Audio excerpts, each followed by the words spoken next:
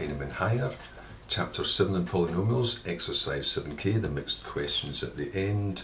Question 10, the last of these iteration ones to find a root. It says, this line intersects this curve somewhere between 5 and 6 for the x-coordinates. Find that x-coordinate. It doesn't give any accuracy, so we'll just take it as 3 figures. Right, well the first step is going to be to substitute that into that.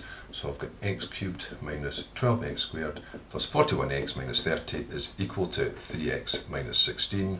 So x cubed minus 12x squared, and that's going to be plus just 38x minus 14 will equal 0. Right, I'll give that part a name, because I'm going to be referring to over and over again as a home-in. So let f of x be x cubed minus 12x squared plus 38x minus 14. That being the expression I'm going to have to evaluate over and over again until I eventually home in close enough to get the answer to 3 significant figures. Right, it says it's between 5 and 6. So which side's on? So f of 5 equals, so setting my answer formula for that and putting 5 into it. So f of 5 is 1. 6 is negative 2.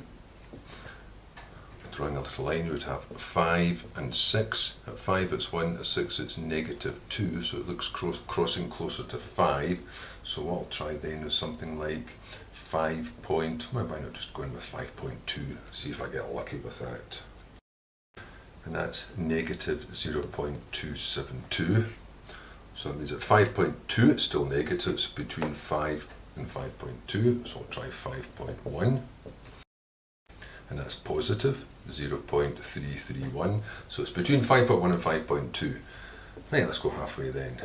So 5.15, 0.02, so it's positive, so it's between 5.15 and 5.2.